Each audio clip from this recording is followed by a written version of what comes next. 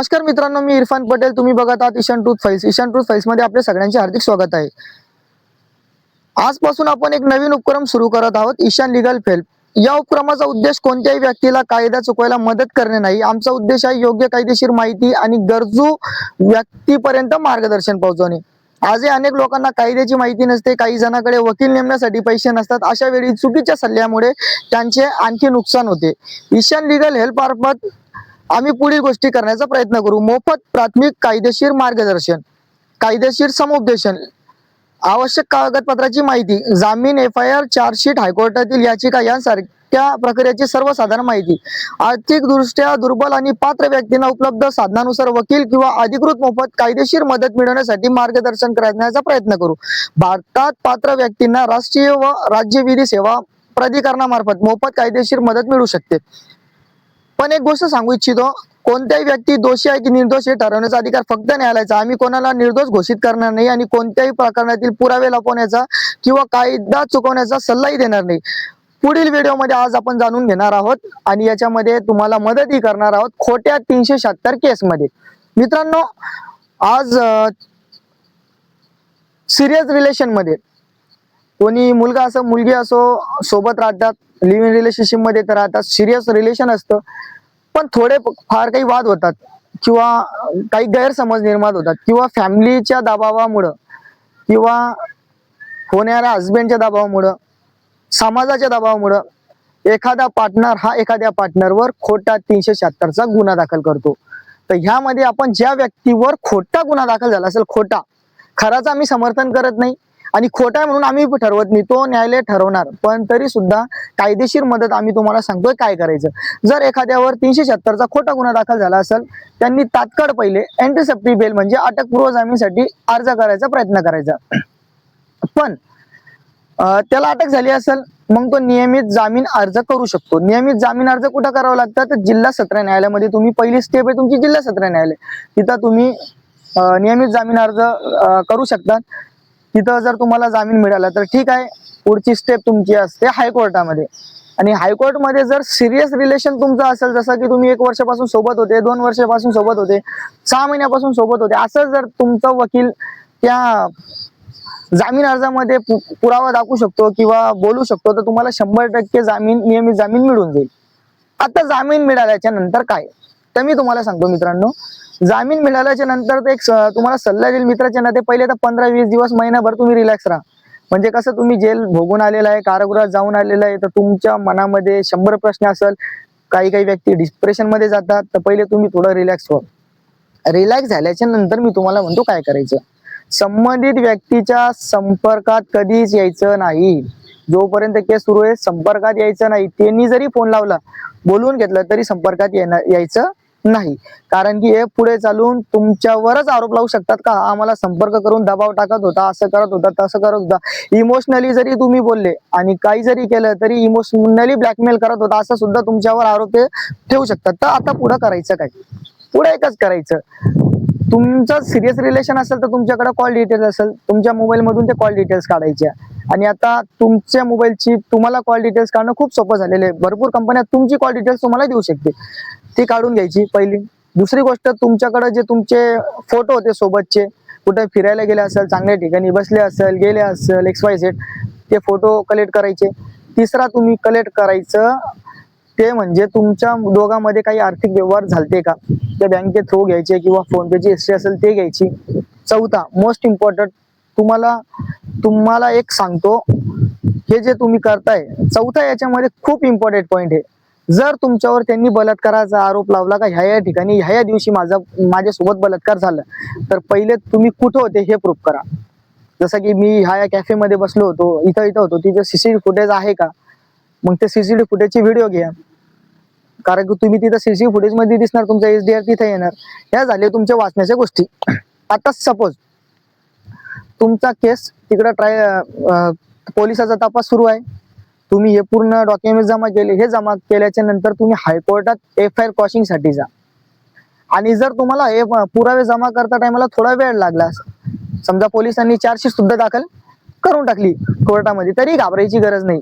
तुम्ही BNSS धारा 482 प्रमाणे 482 प्रमाणे एफआयआर कॉशिंग साठी तरी सुद्धा तुम्ही जाऊ शकतात.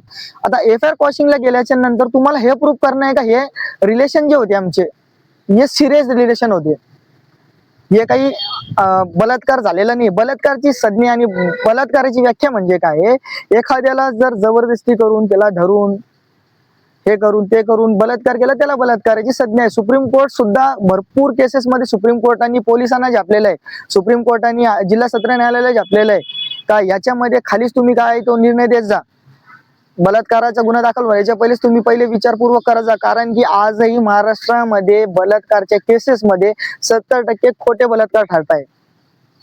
70% जवळपास 70% खोटे बलात्कार आहे. आता एक प्रकरणाचं मी नाव घेणार नाही, एका प्रकरणामध्ये एक विवाहित महिलेनी एका पुरुषावर बलात्काराचा खोटा गुन्हा दाखल केला आणि काय म्हणून केला तर म्हणे आम्हाला लग्नाचे आमिष दाखवून माझ्यासोबत बलात्कार करत होता. सुप्रीम कोर्टानं ते एफआयआर उडवला, त्या व्यक्तीला निर्दोष मुक्तता केली, कारण की सुप्रीम कोर्टाने क्लिअरली सांगितलं त्या ऑर्डर मध्ये का ही महिला पहिलेच लग्न झालेली असताना हा मुलगा त्याला लग्नाचे आमिष देऊन बलात्कार कसा करू शकतो, म्हणजे समजलं ना.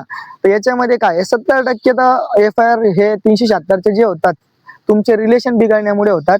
तर तुम्ही एफआयआर कॉशिंग साठी हायकोर्टात जा, तिथं चांगला वकील नेमा, ज्याला फौजदारी न्यायालयाचा फौजदारी केसेसचा अनुभव आहे, ज्यांनी पहिले 376 केसेस हँडल केलेले आहेत तिथं जा. जर हायकोर्टामध्ये तुम्हाला एफआयआर कॉशिंग झालं, मी हे म्हणत नाही की तुम्ही आरोपी आहे किंवा तुम्ही नाही आहे, हे कोर्ट ठरवणार. जर तुम्हाला तिथे नाही मिळाला नाही तर पुढचं काय, पुढचं तुम्ही सुप्रीम कोर्टामध्ये जा.